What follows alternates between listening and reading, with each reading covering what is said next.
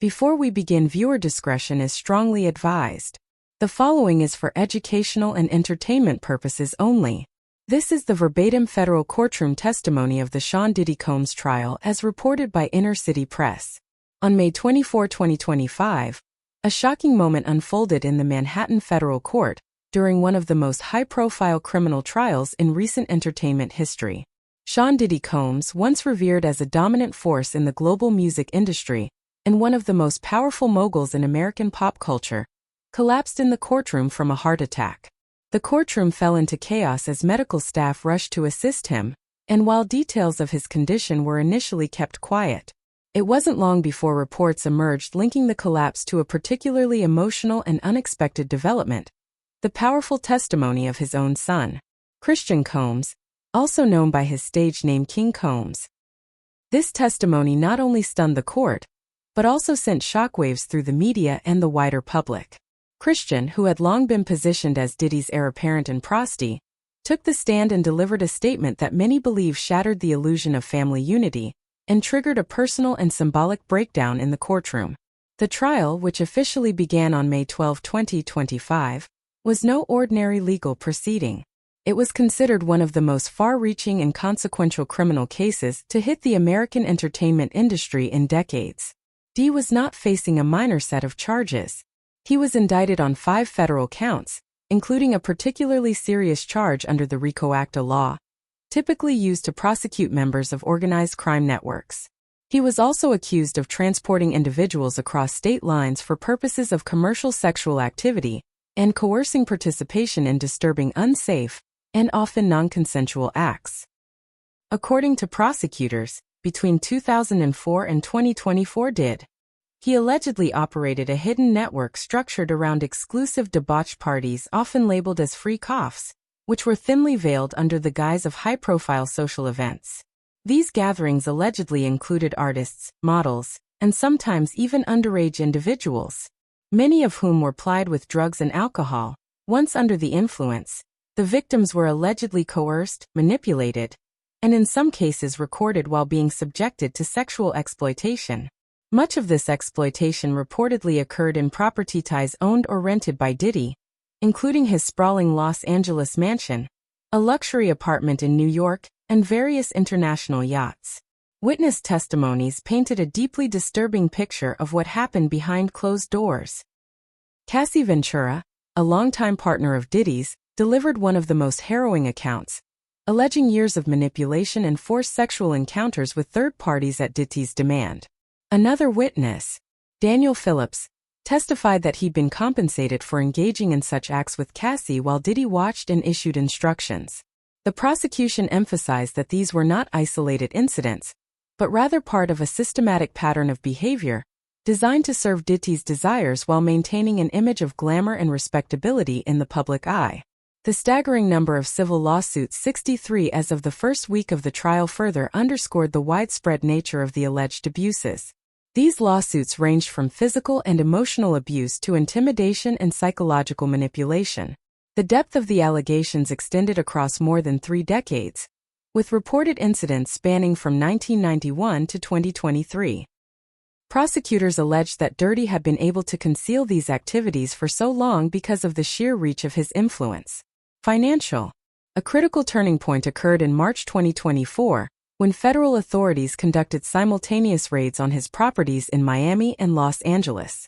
During these raids, agents seized over 100 electronic devices, unregistered firearms, synthetic drugs, and an unusually high volume of lubricant evidence that pointed toward a methodical, long-standing operation. Federal investigators also launched inquiries into multiple companies linked to Diddy, including Bad Boy Records, Revolt TV, Sean John and Combs Enterprises, suspecting that they may have served as legitimate business fronts for criminal activities. Former federal prosecutor Naima Rahmani described it as a textbook, recognizable case, noting that it was rare for a single defendant to wield such power through business entities, while allegedly facilitating exploitative practices behind the scenes. Adding to the intrigue and gravity of the case was the list of over 190 individuals identified as witnesses or persons of interest. This list included major celebrities such as Kanye West, Michael B. Jordan, Kid Cudi and Lauren London.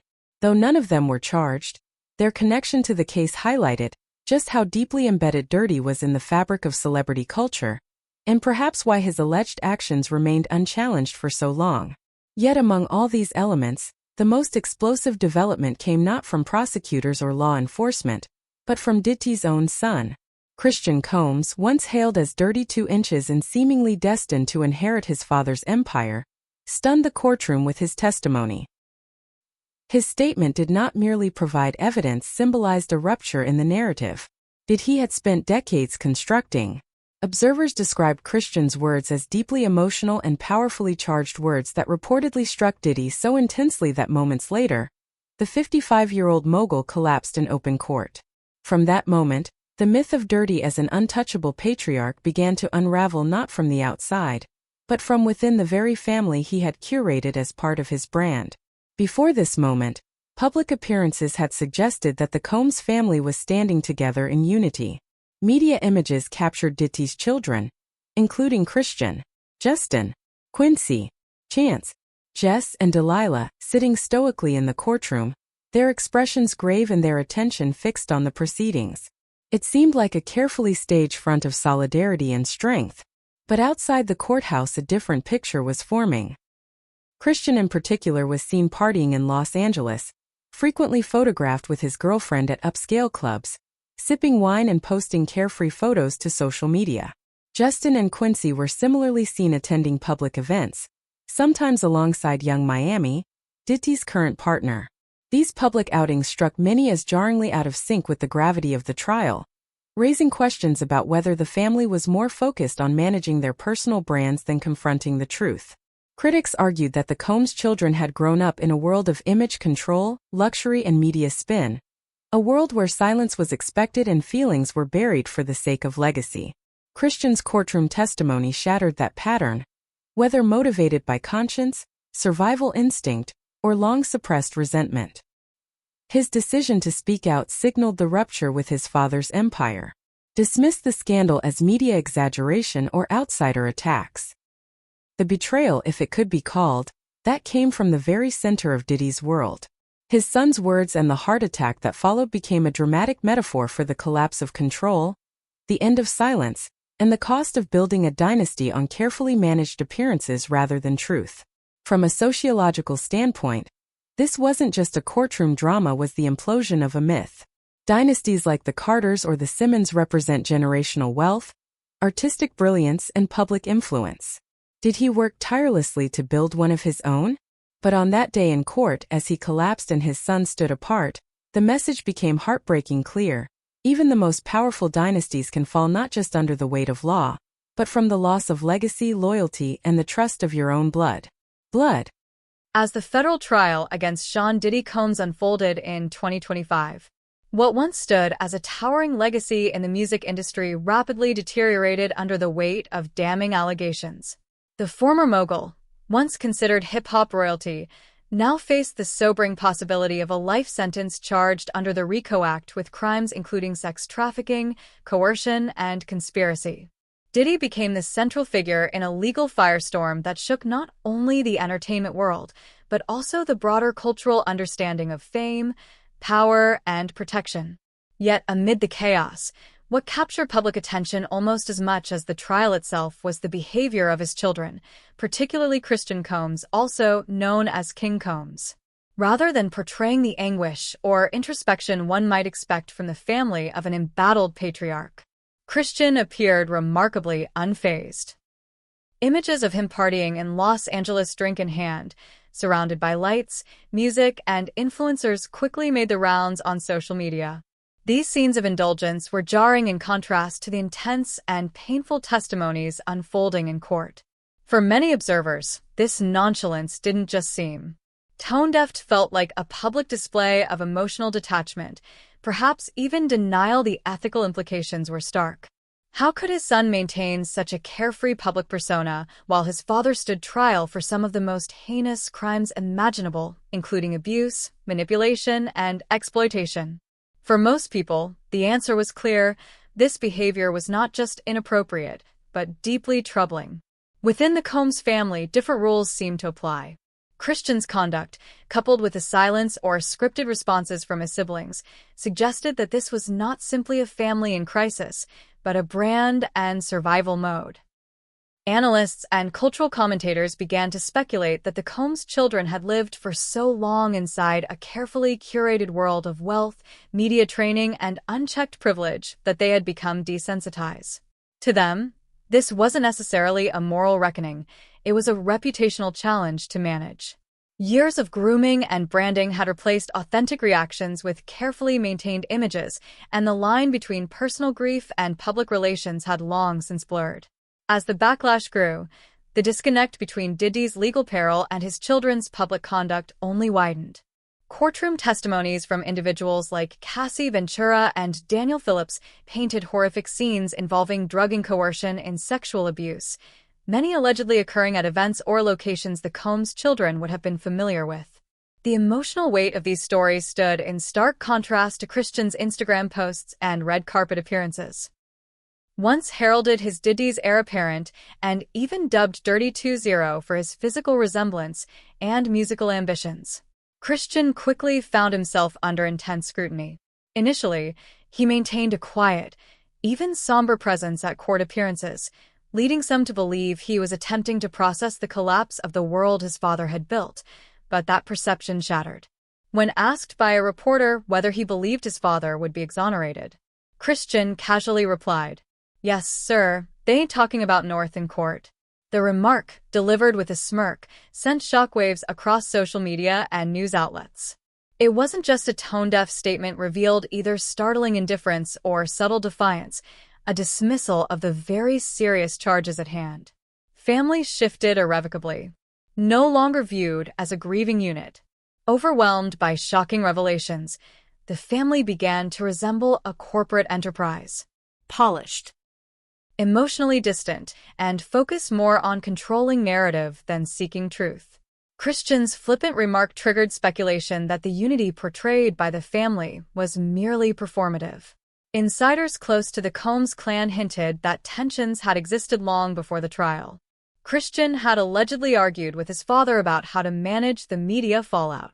Diddy, always obsessed with image and control, favored a strategy of denial and dominance over the public narrative. Christian, by contrast, reportedly felt that transparency was the only viable route given the overwhelming nature of the evidence in testimonies. Yet Christian's own behavior muddied that intention. While he may have disagreed with his father privately, his public appearances photo ops communicated something else entirely, a desire to distance himself from the mess without truly reckoning with its implications. His aloofness wasn't just a personal stance, he became symbolic.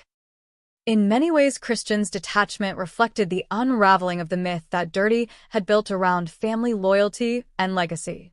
For decades, Diddy projected the image of a self-made mogul who elevated his children alongside his empire, weaving them into the fabric of Bad Boy Records and his broader brand.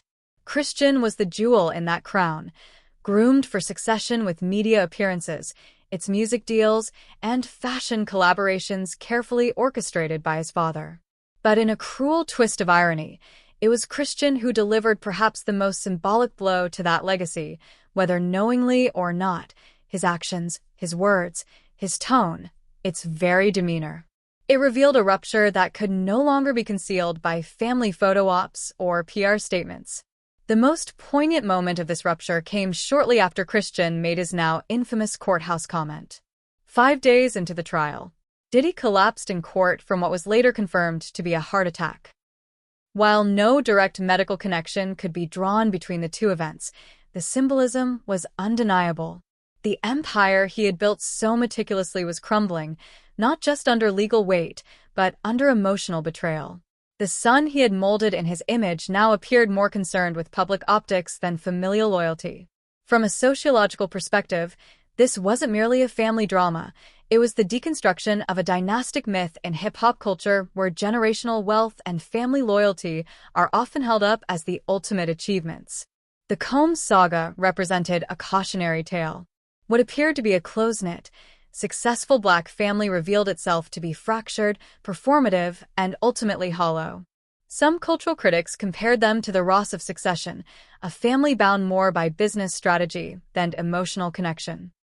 The presence of Diddy's children in court began to feel more like a rehearsed display than a gesture of solidarity, as if they were characters in a final act struggling to maintain a narrative that had already collapsed.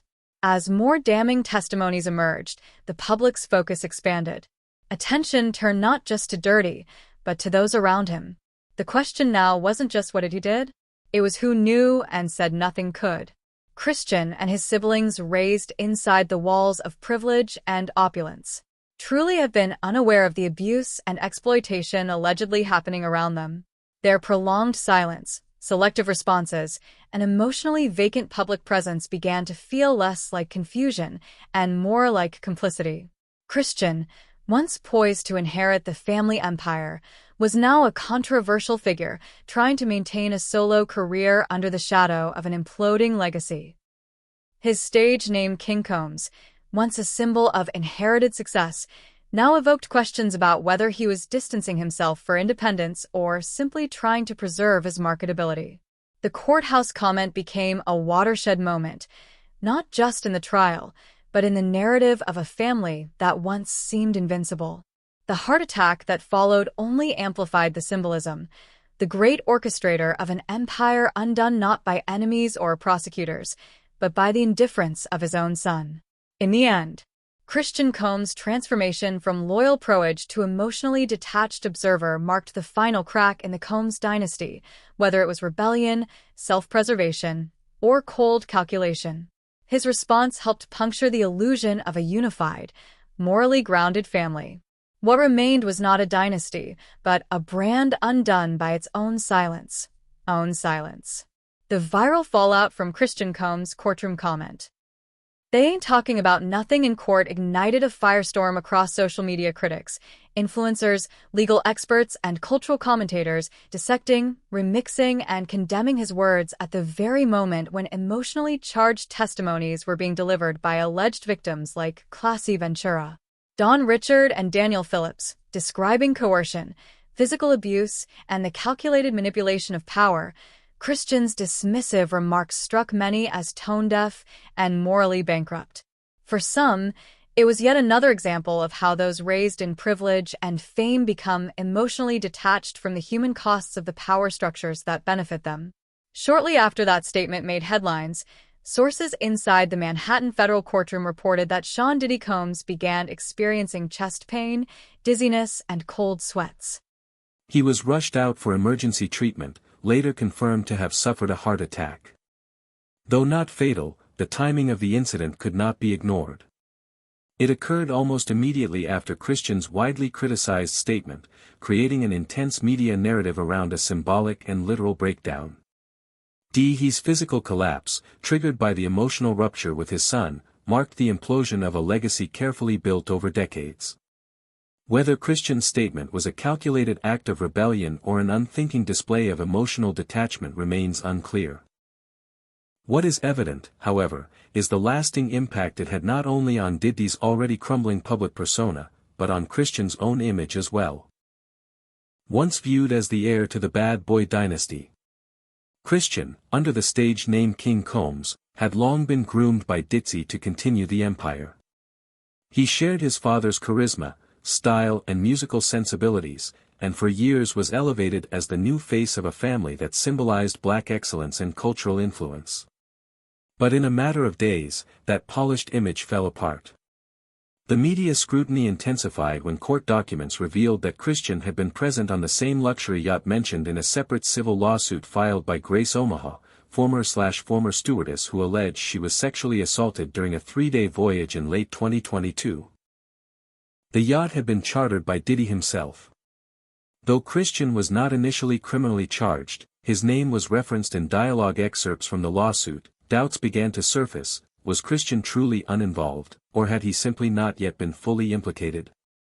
The unraveling of the father-son bond became more than a family matter. It symbolized the collapse of a generational dynasty, one where loyalty and legacy had always been paraded as unshakable truths. Now those pillars were collapsing under the weight of scandal, silence, and shifting loyalties. From November 2024 through April 2025, at least 18 brands and institutions, including Howard University, cut ties with Diddy. Several of these institutions had previously engaged with Christian as well through sponsorships, performances, and brand collaborations. The ripple effect was real and brutal. The closer one was to Diddy. During the scandal, the more tainted one's reputation became Christian, already under fire for using his father's Instagram account to post nostalgic music videos in high gloss. Family imagery was criticized for appearing evasive and out of touch. Instead of acknowledging the serious allegations against his father, he leaned into a sanitized portrayal of family unity, one that was swiftly dismantled by public backlash.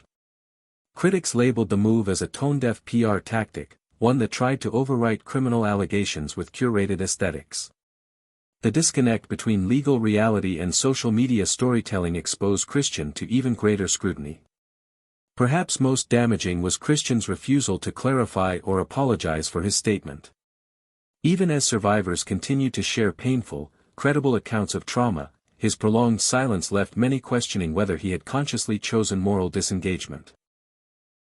More than just failing to defend victims, his behavior seemed to signal a broader unwillingness to confront the toxic power structures he had long benefited from. Out of this, a much larger and troubling question emerged in an entertainment culture built on branding and narrative control: can we trust any public image of family? When a son appears willing to throw his father under the bus, or alternately protect him through silence, how much of that decision is emotional and how much is strategic? Is kinship and celebrity culture about love and loyalty? Or is it just another arm of business engineered like a campaign to sell records, seats, or sympathy? Yet, from a more humanistic perspective, there is room to consider a different interpretation. Perhaps Christian's behavior, however flawed or morally ambiguous, was not an act of betrayal, but one of rejection. Not of his father but of the toxic system he had been raised in. Maybe his casual courtroom remark wasn't calculated for effect, but a jaded response from someone raised in an environment where truth had always been subservient to image. Perhaps Christian's silence was a defensive mechanism, a way of breaking free from the suffocating expectations of inherited power. Whether motivated by self-preservation, fatigue, or delayed morality, Christian's apparent detachment marked a defining shift in the narrative. He was no longer just a figurehead of legacy, he had become the symbol of its unraveling. However, Christian's legal troubles didn't end with public perception. In April 2024, Grace Omar filed a civil suit against him, accusing him of harassment and physical assault during that infamous yacht voyage. The lawsuit described a chilling series of events. Omar alleged that Christian coerced her into drinking, with suspicions that her drink may have been laced with a substance that impaired her cognitive function. She claimed Christian initiated unwanted physical contact, leaving visible bruises, photographic evidence of which was included in her affidavit. The most disturbing element came in the form of a partial audio recording, later authenticated by CNN, in which Omar is heard saying, "Stop. I don't want this. Something feels wrong in my body. What did you give me?" Christian's legal team challenged the recording's authenticity and dismissed the suit as a publicity stunt, but legal experts were quick to point out the strength of the evidence. Omar's detailed testimony, physical documentation, and corroborating psychological evaluations made it impossible to ignore. In her statement, Omar revealed the profound psychological toll of the incident: panic attacks, chronic anxiety, disordered eating, and post-traumatic seizures. Mental health professionals who evaluated her said her symptoms aligned with trauma experienced in environments steeped in power imbalance and coercion. To make matters worse, she was fired in May 2023, just months after filing an internal complaint triggering a financial and emotional spiral. The lawsuit named not only Christian as a defendant, but Diddy as well, framing him as the architect of a toxic ecosystem in which such abuses were normalized. This expanded the scope of legal scrutiny from individual behavior to systemic patterns, raising the specter that Diddy's empire wasn't just built on ambition and creativity, but also on silence, fear, and exploitation. as Diddy faced the collapse of his career and potential life in prison. Christian found himself trapped in his father's shadow for all the wrong reasons. What had once been a carefully controlled family brand had now become a cautionary tale about legacy, silence and complicity. If Christian's courtroom comments symbolized the emotional breaking point of the Combs family, then Grace Omar's lawsuit made it clear the scandal didn't end with Diddy. It was a generational reckoning. The final question now looms over Christian and others raised inside dynasties of power. Will they inherit the system and carry it forward? Or will they have the courage to break it? Because no empire, no matter how glittering, can survive when its foundation is built on pain. The lawsuit filed by Grace Omar against Christian Combs continues to deepen the growing scandal surrounding the Combs family, transforming what began as a federal case against Sean Diddy Combs into a multi-layered reckoning across generations. Omar, a former stewardess aboard a luxury yacht allegedly chartered by Diddy, claimed that after reporting her assault to the yacht's captain, she was ignored. She suspects that the crew was paid off by Diddy himself to remain silent, a serious allegation and, if proven true, one that adds significant weight to the broader federal accusations. These claims suggest a deeply entrenched pattern of using wealth and celebrity influence to silence victims, obstruct justice, and protect not only Diddy, but potentially his son Christian as well. The disturbing question now being asked is whether Diddy, long accused of coercing silence from victims and bystanders alike, is employing those same tactics to shield his son from accountability. Omar's trauma, she states, did not end with the physical assault. The psychological aftermath extended far beyond that night, but within the walls of a powerful entertainment empire who dares to speak out. That haunting question captures the essence of the diptych Christian saga, toxic culture of silence and complicity, masked by fame, money, and strategic branding. In this world, violations of ethics and law are not just tolerated but normalized, often dressed up in the glitz of celebrity and reinforced by pep-in industry connections and the public's selective attention. The next generation like Christian is not necessarily born corrupt but rather raised in an alternate moral landscape where wrongdoings are excused if they come wrapped in wealth and power. Here silence isn't just survival, its currency. Fame becomes a tool not of expression but of control. Brand strategist Molly McPherson articulated this shift when she stated that the name Combs is no longer a brand of sets, a liability for Christian, whose rising music career and endorsement opportunities were once projected as the next chapter in the Combs dynasty. This has chilling implications. His continued involvement in the Omar case is likely to freeze potential deals, endorsements and future campaigns. This tarnishing of his image isn't purely the result of alleged personal misconduct. It's also the consequence of an entire system cultivated by his father. As Omar put it, in the Combs world, moral boundaries are erased by money and wrongdoings are justified by fame. The lawsuit has placed Christian in a perilous dual role, the son of a federal defendant and a civil defendant in his own right. Even more troubling is the way Omar's allegations closely mirror the themes of the federal case, against dirty spiked drinks, manipulation, coerced compliance, silenced witnesses, and long-term psychological damage. The parallels are too specific to ignore.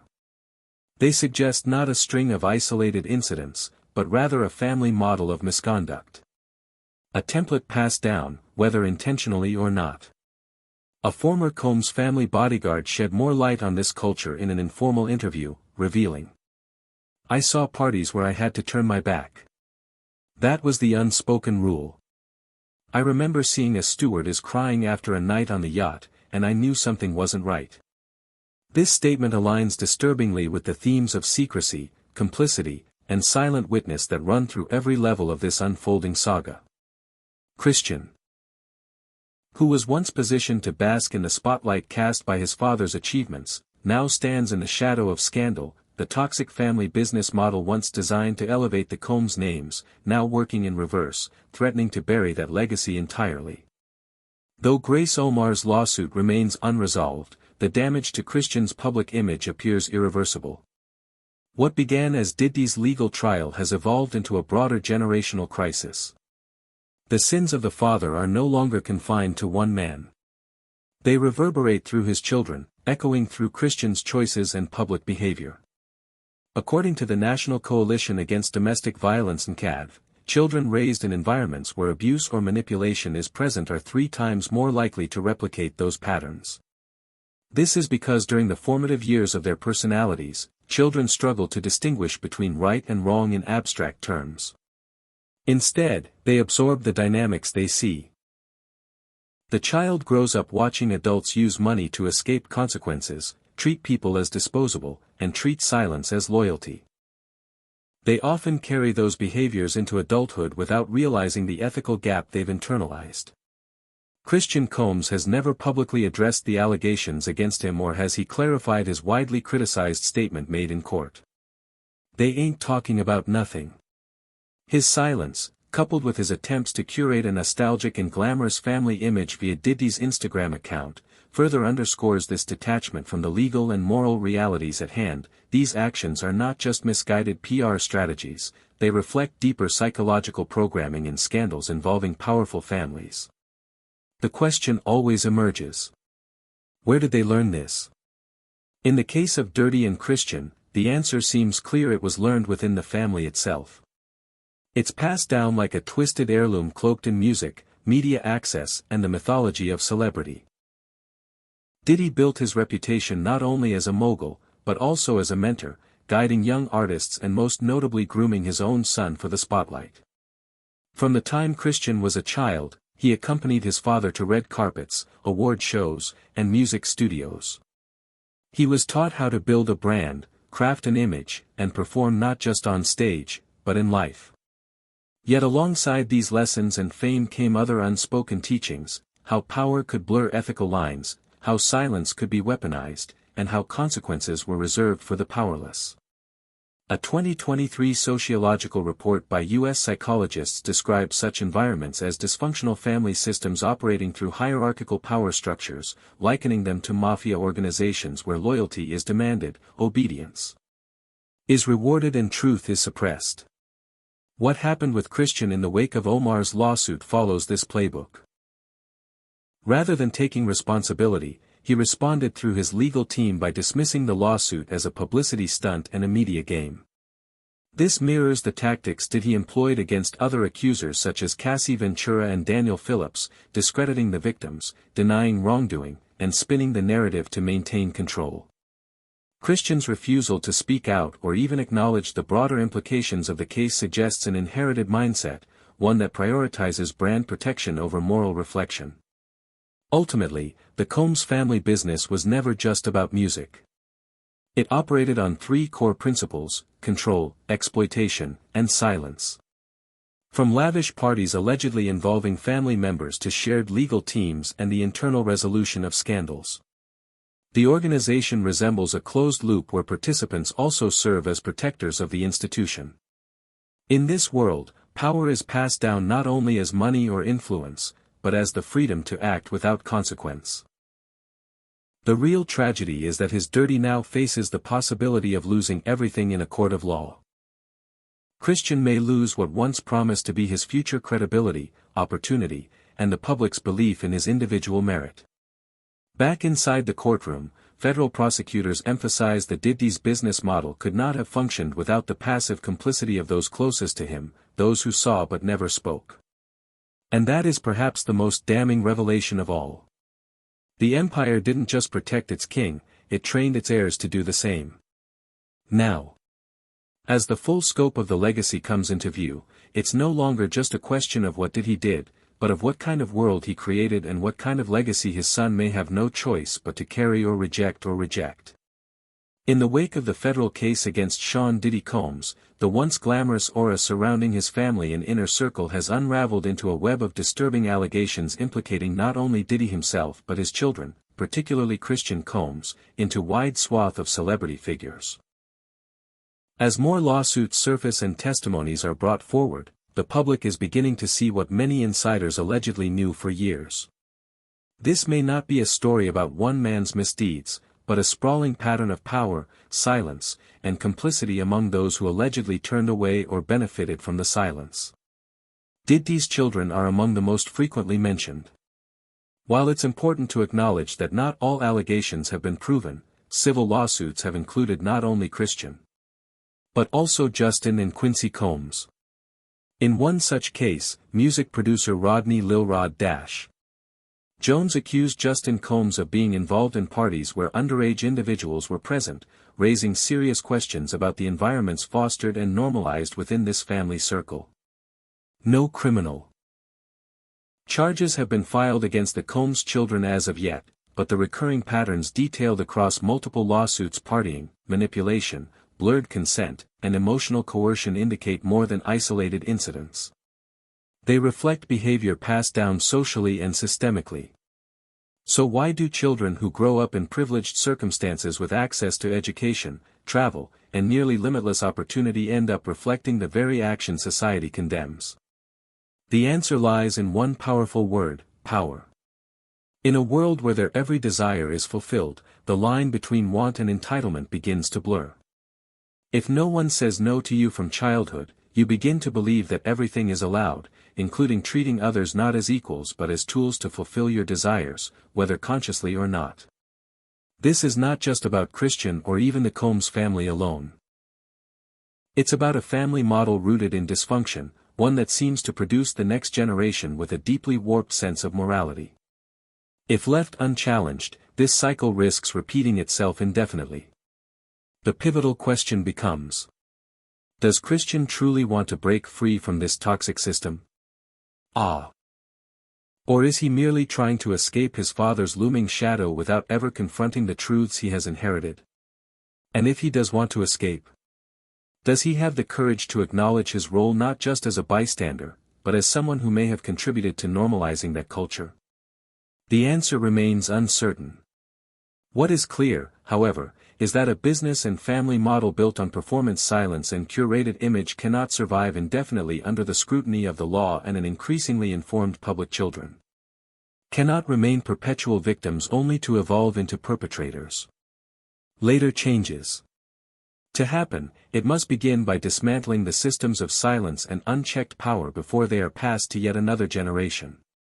In early May 2025, during the jury selection phase of Diddy's federal trial, the media reported a striking detail. A list of over 190 prominent names was shared with potential jurors to eliminate conflicts of interest.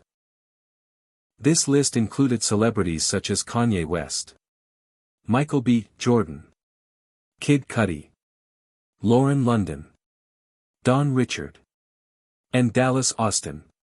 While inclusion on the list does not imply guilt, it is also not random. The names were drawn from investigation files, testimonies, and civil lawsuits reflecting how broad and interconnected the case had become. This detail underscores a troubling reality. The Diddy case is not simply a scandal centered on one man, but potentially the epicenter of a power network that spans music, media, and Hollywood.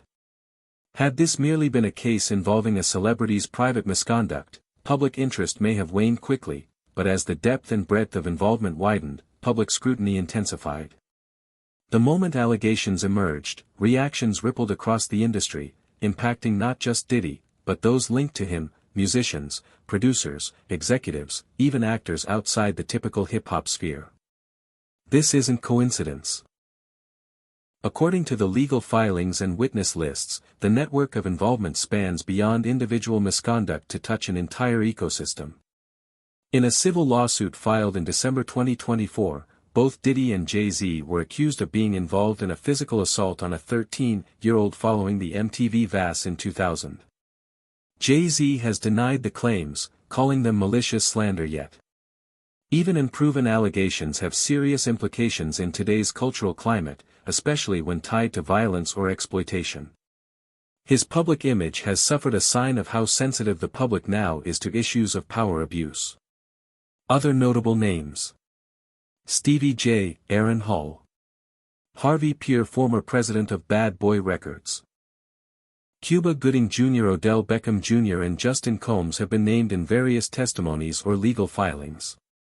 None may be criminally charged, but their consistent presence across numerous accounts suggests a troubling pattern of normalization and silent complicity. The so-called Diddy list, a term coined by social media users on X formerly Twitter, exploded online.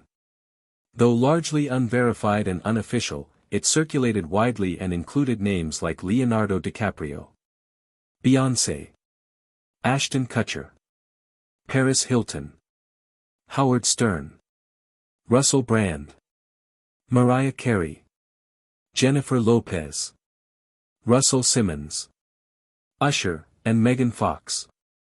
The reason this unconfirmed list gained such traction is simple. The cultural context surrounding the allegations has made it easy for the public to believe in hidden truths.